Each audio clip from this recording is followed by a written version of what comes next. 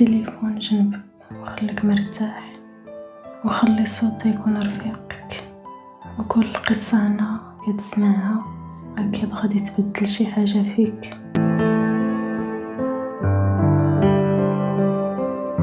ولكن في المقابل أنا كنت كنهضر لك بزاف على راسي وعلى داكشي اللي كنعيشو، كنهضر لك على النقاشات ديالي أنا وأختي الصغيرة، وعلى الوالدة ديالي اللي كتعاملني بحال شي دراري صغير، وعلى النقاشات اللي كتوقع بيني وبين جارنا، وكنعاود لك على القرايه وعلى داكشي اللي كنعانيه، وعلى صحابي اللي كنحس براسي ما مرتاحش معاهم، وكنفضل انني نبعد ونبقى ساكت. ولكن رغم هادشي كنلقى راسي كنهضر معاك نتي، حيت وليت كنرتاح ليك نتيا، وليت كنشوف بلي انا كنعاود ليك داكشي اللي ما كنعاودش لصحابي.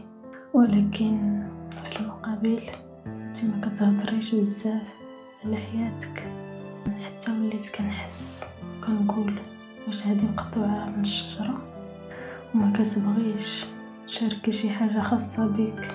كنشوف الناس كيسولوك كيبغيو يعرفوا عليك شي حاجه، ولكن كتهربي من الجواب وكتبقى الامور غامضه. وهادشي اللي خلاني نحس باللي كاينين اسرار كتخبيهم وما باغياش تخرجيهم. انا بصراحه كنحس براسي كنعيش معاك مشاعر، وليت ديما كنبغي غير انني نتلاقى بك ونهضر معاك. واحد المره سولتيني بلا مقدمات شنو اكثر حاجه كتبغي تلقاها في المراه اللي بغيتيها تكون مراتك في المستقبل. السؤال هذا صدمني وجاني مفاجئ، وما لقيتش صراحه جواب ديك الساعه، حيت عمري ما فكرت في شروط ولا مواصفات معينه. وبصراحه كنحس انه حشومه انني نحط شروط بحال الا كنقلب على شي سلعه في السوق، حيت الانسان ماشي سلعه باش نحطو فيها لائحه ديال الشروط ونبداو نقلبوا عليها. العلاقه كتجي بطريقه طبيعيه بالمشاعر وبالتفاهم، ماشي بالقياسات والقوانين. راه ماشي اي صفه كنشوفوها شي واحد كنقدروا نقبلوها. بعض المرات كاينين صفات في شي ناس كنفضلوهم فيهم، حيت كاين شي صفات كيعجبونا في شي ناس، ولكن في ناس اخرين نفس الصفه ما كتعجبناش فيهم. وزيد عليها انه الصفات في الناس ماشي ثابته، كتكون نسبيه وكتختلف من واحد لواحد. يعني كل انسان فيه واحد القدر معين من الصفات، وكاين صفات اخرى كتكون مخبيه فيه كتبان غير في ظروف معينه او مع ناس معينين، وهاد الصفات حتى هي كتكون مختلفه بين الناس. فمثلا انا قلت لك كنقلب على الصفه ديال الصدق في بنادم، مبغيش اللي يكذب عليا، وانا ممكن نلقى واحد صريح بزاف وما كيكذبش، ولكن في المقابل يكون قاصح وما عندوش مراعاة المشاعر الاخرين. وهنا كتكون خليط ماشي سهل، حيت الصراحه الزايده حتى هي ممكن تجرح وكتعتبر وقاحه. وحتى الا خديتي صفه زوينه الضحك والهضره الزوينه، كثرت الضحك والهضره الزوينه، الا تزادت عن حدها كتولي من قله الادب، وغادي تولي غير تهريج وما يبقاش عندها قيمه. ونفس الحاجه مع انسان يعني يكون ذكي بزاف، الا تزاد عليه الغرور كيولي الانسان ثقيل وما كيكونش مقبول وكيبعد الناس عليه. ودابا الا تخيلنا واحد الانسان فيه جميع الصفات الزوينه اللي اي واحد فينا كيبغيها، واش ممكن يكون هو الشخص المناسب لي انا بالضبط؟ هنا المشكل، حيت المساله ماشي غير صفات كنختاروهم ونطبقوهم. الانسان خليط معقد، والصفات ديالو كيتفاعلوا مع بعضهم وكيعطيونا نتيجه مختلفه على حسب الشخصيه كامله. يعني باختصار الفكره ديال انك غادي تلقى الشخص مثالي راه حاجة مستحيلة، فهو مجرد حلم بحال الأحلام اللي كنرسمهم في بالنا، ولكن في الواقع كيتبدل بزاف د الحوايج. وبالتالي أنا ما نقدرش صراحة نعطيك جواب سهل ونعدد لك 1000 صفة ونقول لك 1000 صفة كنتمناها تكون في المرأة اللي بغيت تكون، في المرأة اللي غنبغيها تكون مراتي. ممكن نذكر بزاف ديال الصفات، ولكن في الأخير يمكن نلقى مرأة ما فيها حتى صفة من هادو اللي قلت، ومع ذلك تكون هي المناسبة ليا. فالمشكل هنا أن هاد الأمور ما عندهاش شي خريطة واضحة اللي أنك تمشي عليها، ماشي بحال شي طريق كتعرف البداية والنهاية ديالو، حيت هادشي فيه التعقيد وما كتوصلكش ديما لديك البلاصة اللي باغيها. وهادشي هو اللي كيخلي الجواب ديالي يبان معقد، ولكن في الحقيقة راه غير كنحاول نبسط واحد الحاجة اللي اصلا معقدة من الاساس. جاوبتيني وقلتي كنفهم هادشي اللي قلتيه وي، ولكن تقدر تحلم بشي حاجة وما تحققهاش، ولكن تقدر حتى تعرف شنو الصفات اللي كتعجبك ومن بعد تلقى مرا وتتزوجها. قلتيها بشوية ديال الضحك والسخرية، ولكن انا جاوبتك بجدية وقلت بصراحة عمري ما جلست وحددت صفات معينة في بالي. حتى في صغري ما كنتش كنحلم بهذا الشيء، ما كنتش كنحلم بالاشياء اللي كيحلموا بها الناس. تفاجأتي وقلتي واش بصح كيفاش عايش حتى لدابا؟ هاد الشيء غريب صراحة. جاوبتك وقلت واش باين عليا من هاد الحالة ديالي انني عايش مزيان؟ وقلتي لي وبالعكس راك انت كتبان انك مكتفي بهذا الواقع القاسح، مع انه عندك خيال واسع تقدر تهرب ليه. وجاوبتك انا كنخلي الخيال ديالي للحوايج اللي اهم وما كنستعملوش باش نهرب من الواقع، ولكن كنحاول نخليه جزء من الحياة ديالي ونعيش به بطريقة حقيقية. جاوبتيني دغيا وقلتي لي شي نهار غادي تموت بهاد الجدية الزايدة ديالك. جاوبتك وانت غادي تفيقي نهار وتلقي راسك طايحة من داك العلو ديال الأحلام ديالك، وغادي تطيحي على راسك وتجرحي. انا وياك واد كنا بحال جوج ريوس ديال المغناطيس، كل واحد فينا في حاجة كتشدو الاخر. كنا انا وياك كنشدو ضد بعضياتنا، ومع ذلك كنا قادرين نهضروا بلا ما نوصلوا لشي نزاع ولا نتخاصموا. اي موضوع كنفتحوه حتى الا ما وصلناش لاتفاق كنا كنخليو غير فكرة نتناقشوا فيها ونخرجوا منه وحنا كنضحكوا. عمري ما حسيت براسي غضبت من طريقة التفكير ديالك، رغم انها كانت كتعارض بزاف د الحوايج اللي كنآمن بهم، ولكن في المقابل كانت ديما كتخلي عندي فكرة جديدة. واخا ما كنتش نتفق معك، ولكن كنت كنحتاج نسمعك ونهضر معك باش نرسخ الافكار ديالي. وهذا الشيء هو اللي كان كيخليني ندخل معك في كل نقاش حتى كنتصدموا في النهاية ديال الطريق كنوقفوا تما.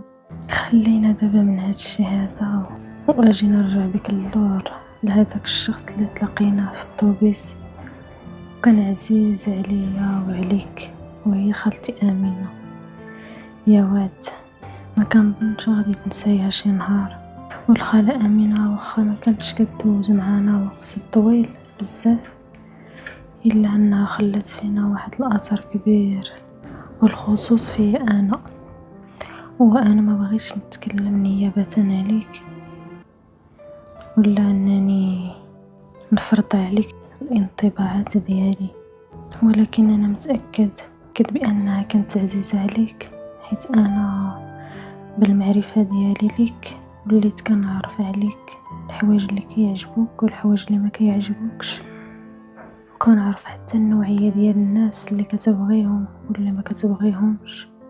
تخيلي ان خالتي امينه كانت نقيه بزاف بحال الماء ديال الوضوء،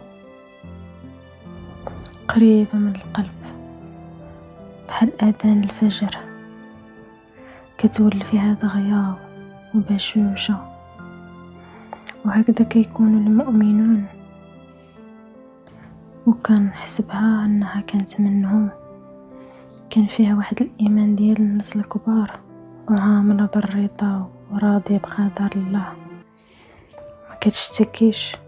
وواخا أنها كانت حافظة غير الصور القصيرة ديال القرآن، ولا أنني ما كنتش كنسمعها أبدا كتنطق بشي حديث شريف، ولكن فاش كتهضر كتجيب دوك المضامين ديال الآيات والأحاديث بحال إلا عندها علم بهذا الشيء كله، بجميع الآيات القرآنية والأحاديث.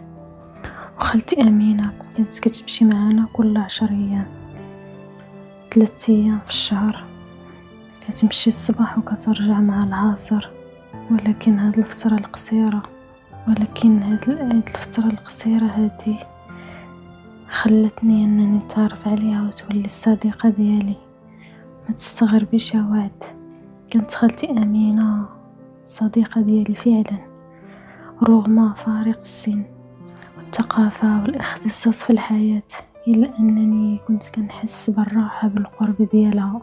كانوا كيعجبوني الأفكار ديالها والمعتقدات، حيت كيكونوا الأفكار ديالها والأفكار ديالي مشتركين، واخا كتكون الطريقة ديال التعبير مختلفة.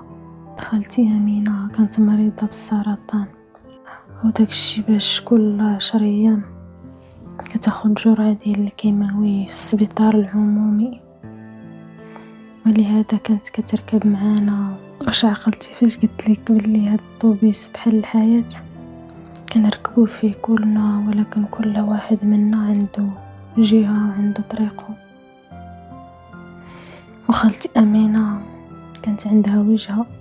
في البداية صراحة ما ظنيتش انه المرض ديالها هو السرطان، حيت كنت كنشوفها مبتسمة ديما وبشوشة، ما كانش باين عليها انها هاد المرأة اصلا كان محكوم عليها بالموت عن قريب، حيت الاطباء قالوا ليها باللي للاسف ما غاديش تطول اكثر من عام. ولكن ملي قالت لي على المرض ديالها فهمت علاش كانت كترجع كتكون عيانة بزاف، على عكس الصباح كتكون فرحانة والانرجي طالعة، ولكن في العشية ملي كترجع كتكون عيانة حيت الكيماوي كيهلكها وكيعييها.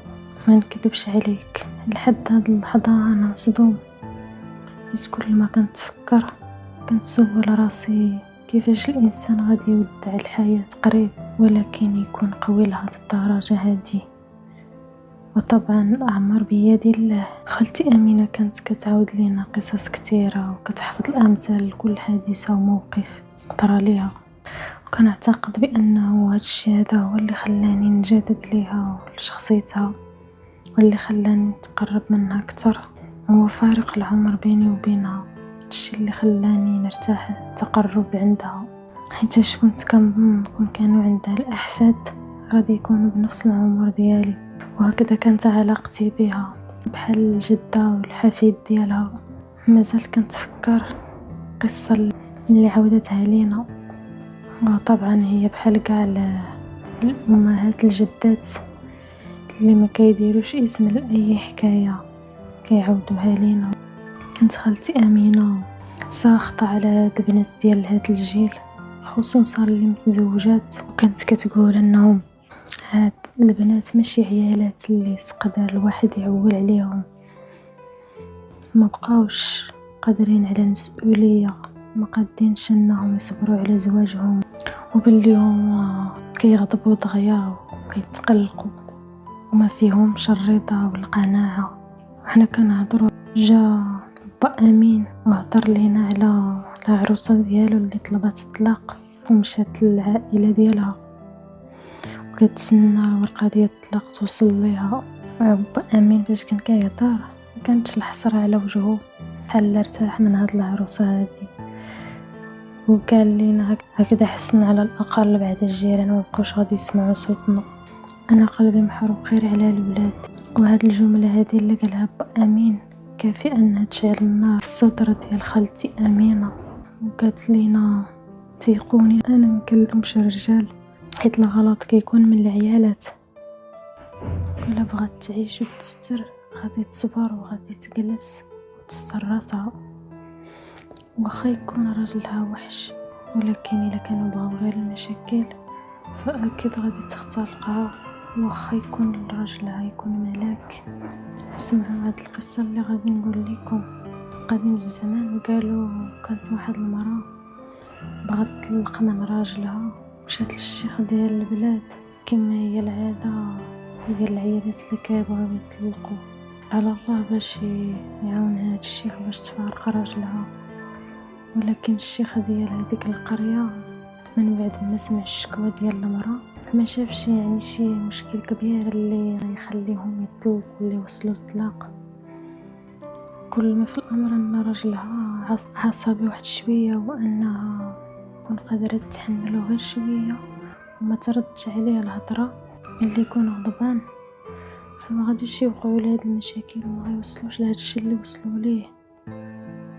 حيت كل انسان عنده طبع، وقال لي هذاك الشيخ بنتي راه كل واحد عنده الطبع ديالو. وحاول الشيخ انه يهديها تراجع الى طلب ديال الطلاق، ولكن هي راسها قاصح، خذت قرار ومصر على ذاك القرار. اللي شافها الشيخ راسها قاصح قرر انه يلتجئ للحيلة باش يعلمها واحد الدرس في الحياة. قال لها واخا انا غادي نعاونك على الطلاق ولكن بشرط. قالت ليه انا موافقه على شرطك الشيخ ديالنا، ولكن راه مازال ما سمعتش الشرط شنو هو. قالت ليه انا موافقه عليه بلا ما نسمعو، غير قول لي شنو خصني ندير وانا غنديرو. المهم انني انا باغا نطلق وباغا نبعد على هذاك الراجل. قال ليها واخا انا بغيتك تجيبي لي شعره ديال مصطاش السبع. وجاوبت بقلق، قالت ليه انا جيت باش تطلقني ماشي باش تغسلني يا شيخنا، كيفاش انا غادي نجيب هاد الشعره من مصطاش ديال السبع؟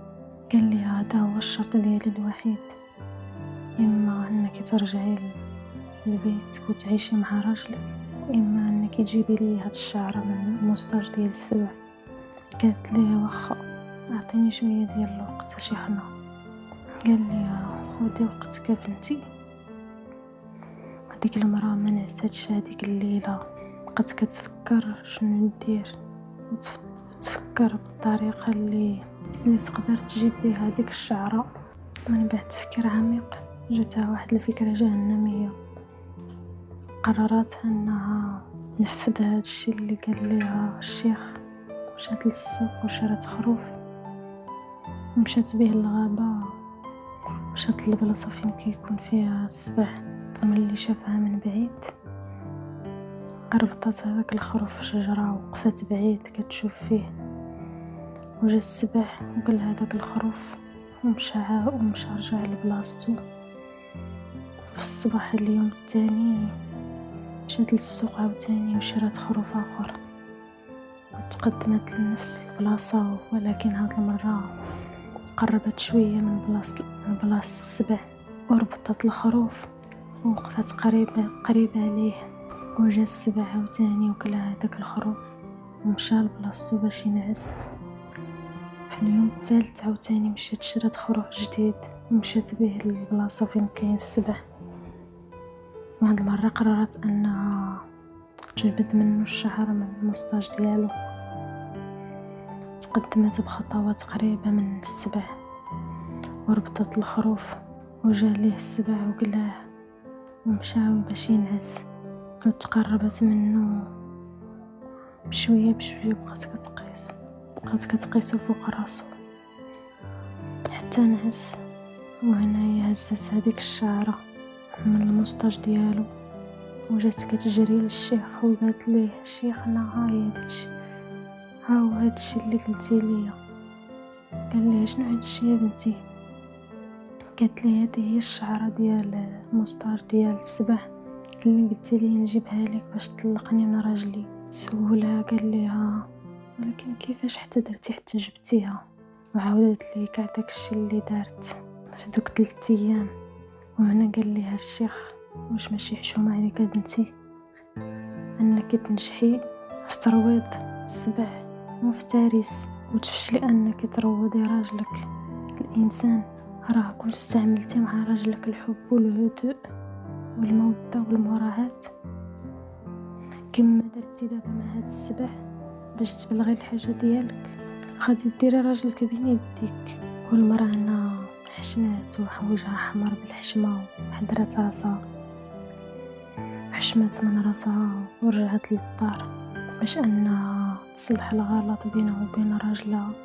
وهذه القصة من القصص اللي كانت خالتي كتعاودهم لينا يا وعد.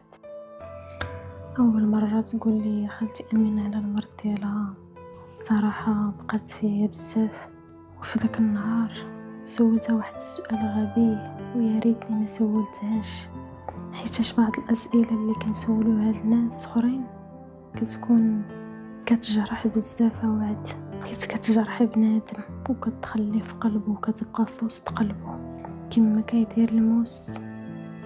تخيلي مثلا انك تسولي مرا علاش ما ولدتيش لحد الان، تيقيني هذا ماشي سؤال، هذه طعنة.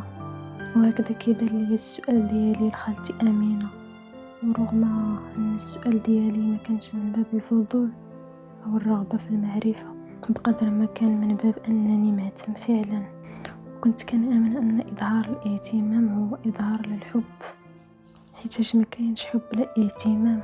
حيتاش كيقولوا ما تقولش ليا بلي كتبغيني، اهتم بيا وانا غادي نعرف بوحدي انك كتبغيني. وقلت لخالتي امينه علاش كتمشي للسبيطار العمومي شنو بيك؟ قالت لي وهي كتحبس الدمعة في عينيها وكنت شاداها باش ما تقدرش تخرج، وكنت شادة الدمعة ديالها باش ما تنزلش على خدها. في الحلقة ديالها واحد الغصة ودارتها في جهدها باش انها ما تبانش في صوتها، ولكن هيهات، حيت كاينين شي حوايج ما يمكنش لينا نخبيوهم، حيت كاينين دموع باينين كيشوفهم حتى اللي ما كيشوفش، واخا ما كتخرجش من العين كاينه غصه في القلب، واكيد انها غادي تبان واخا حاولنا نخبيوها. وجاوبتني قالت لي يا ولدي انايا مريضه بالسرطان. سمحي لي يا خالتي ما كنتش عارف، وكنعتذر لك على السؤال اللي كيجرح. لا يا ولدي ما تعتذرش، انت ما غلطتيش، انا غير بغيت نطمن عليك. قلت لي عارفه يا كريم غير بلا ما تشرح ليا. قلت لها شكرا حيت فهمتيني يا خالتي امينه، والله يشافيك ويعافيك. من بعد قطعت الهضره وبقينا ساكتين، وعرفت ما نقول باش نقطع داك الصمت. تيقيني كون بقينا هكذا الوقت طويل ما غاديش نلقى كلمات باش انني نهرس هذا السكات هذا. ولكن خالتي امينه كانت مفهمه بالحياه، ما كتبغيش السكات يستمر. وقالت لي قالوا لي الاطباء باللي ما غاديش تعيشي اكثر من عام، ودابا دازو منها 6 شهور. بغات تقول شي حاجه ولكن انا قطعتها. اعمر بيد الله خالتي امينه، وبزاف ديال الناس اللي شفاهم ربي من هذا المرض حتى هما قالوا ليهم اطباء باللي ما بقى لكم والو غادي تموتوا، ولكن هما عاشوا اكثر من هاد الاطباء اللي تنبؤوا بموتهم. انا عارفه يا ولدي الاعمار بيد الله، وشكرا ليك حيتاش كتحاول تخفف عليا. ولكن تيقني انا ما خايفاش من الموت، حيتاش في نهايه المطاف كلنا غادي نموتوا. الا ما كانش اليوم ممكن غدا، وإلا ما كانش بالسرطان فممكن نموتوا بغير سرطان بشي حاجه اخرى، فممكن نموتوا بحاجه اخرى. وهنايا هضرت لي على قصه سليمان عليه السلام مع ملك الموت. حضرت لي الوالده ديالي الله يرحمها على قصه وزير سليمان عليه السلام مع ملك الموت. واش كتعرفها ولد كريم؟ لا يا خالتي امينه ما كنعرفهاش، وممكن تقوليها ليا كيعجبني نسمع الحكايات. واخا يا ولدي كيقولوا ان نبي الله سليمان عليه السلام كان صاحب ملك الموت، وكان ملك الموت كيزورو من وقت لاخر بصورة ديال الانسان باش الناس ما يخافوش. واحد النهار فجأة عند ملك الموت عند سليمان عليه السلام بقى ملك الموت كيشوف في وجه واحد الوزراء اللي جالسين في المجلس بطريقة لفتت أنظار الجميع، وماشي غير الوزير فقط. شوية خرج ملك الموت وخرج هذاك المجلس وخرج هذيك الجماعة وسول ذاك الوزير سليمان عليه السلام: شكون هذا اللي كان كيشوف فيا يا نبي الله؟ جاوبه قال لي: هذا ملك الموت. الوزير قال لي: علاش كان ملك الموت كيشوف فيا؟ علاش كان كيشوف فيا هكذا؟ قال لي: ما عرفتش. قال لي: عافاك يا نبي الله، خلي الريح تديني الهند بالزربة، حيتاش ما باغيش نجلس في هذه الارض اللي كان فيها ملك الموت كيشوف فيا بهذه الطريقة. وقال لي النبي الله: شنو غادي يتبدل الى امرت الريح انها تديك الهند، حيتاش الامر بيد الله، ما كتطولش وما كتقصرش. قال لي: انا عارف يا نبي الله، ولكن انا ما بغيتش نجلس في هذا البلد. عافاك ما تأمر الريح انها تحملني الهند تديني الهند، وانا امر نبي الله سليمان عليه السلام الريح باش انها تديه الهند، شدي الهند طغيا، ولكن ما داش شي وقت طويل حتى رجع ملك الموت دخل على سليمان عليه السلام وقال لي: سيدنا سليمان، قال لي: علاش كنت كتشوف الوزير بهذه الطريقة يا ملك الموت؟ قال لي: بلي ربي هو اللي امرني نقبض الروح ديال الوزير في الهند، وملي جيت لقيتو جالس في المجلس ديالك عندك، حيت الموت ديالو قرب، وقلت مع راسي: شنو اللي غادي ياخذ هذا الوزير الهند وما بقاش في العمر ديالو غير لحظات قليله. ولكن عرفت بانه علم الله، بان الله يعلم الغيب. ملي مشيت للهند لقيتو كيتسنى تما، جاوبت خالتي امينه: الله يا ربي خالتي امينه، بهرتي ندير هاد القصه ديالك كلمه فيها بحال القصص ديالك. الحاجه الاهم هو الدرس اللي كنتعلموه من النهايه كريم، كتقولنا في هاد الحياه بحال وزير سليمان عليه السلام غادي نمشيو برجلينا البلاصه اللي ربي كيأمر بها ملك الموت باش يقبض الروح ديالنا فيها. بصح خالتي امينه عندك الحق، وهذا الشيء ولدي علاش انا مخيفاش من الموت. مكذبش عليك انه كاين شويه ديال الخلع، ولكن ماشي لدرجه داك الخوف الكبير، حيت انا كنحسن الظن بالله. انا كنبغي الله اكثر من انني نخاف منه. انا كنخبر اني قابل بالذنوب ديالي، وانا عارف ان ربي غادي يكون رحيم بيا. قلت لخالتي امينه: تبارك الله عليك على هاد الايمان والطمأنينه وهذا الرضا على قدر الله وقضائه. انا صراحه كنرضى عليك الله على هاد الشيء هذا، حيت كاينين من الناس كيجيوهم هاد الابتلاء كيغضبوا كيبقى فيهم الحال وكيقولوا: علاش انا وعلاش يسخطوا على الله وعلاش ابتلاني انا وعافى غيري.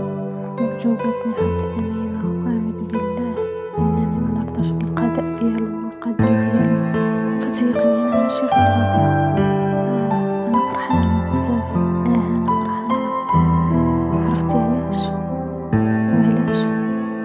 حيتاش انا كنشوف الرحمه ديال الله من هاد الامر. تيقني يا ولدي كريم، حيت انا اللي كنشوف لهاد الشيء هذيا ما كنشوف الا الرحمه ديال الله، حيت هداني هاد المرض باش يخفف من ذنوبي والسيئات ديالي، باش يخليني انا نستعد حيت انا العلاقه ديالي دابا بالله كانت احسن مما كانت عليه قبل المرض، قبل ما انه يشد فيا المرض. واش هادي ماشي رحمه ديال الله كريم انه الله يبتليك باش انه وجدك، باش انه كيعطيك واحد الفرصه وكيخليك توجد ليه باش تمشي ليه وانت نظيف ومستعد. اللهم خالتي امينه، عمرني ما شفت بحالك صراحه. انا قريت على الفلسفه، عن فلسفه الموت بزاف، على المرض، على تساؤلات الناس والفلاسفه. عمرني ما قريت على شي واحد كياخذ الامور بهاد البساطه وهذا الايمان كما شفتك نتايا. الحمد لله على كل حال كريم. اللهم صافيك من الحوار ديالي خالتي امينه يا ولدي، ولكن حوارات كثيره دارت مازال محفوره في قلبي. لكن هادشي اللي ذكرتي راه وكنظن وعد انك كتسائلي شنو وقع لخالتي امينه من بعد، حيتاش انت ما بقيتيش كتستجمع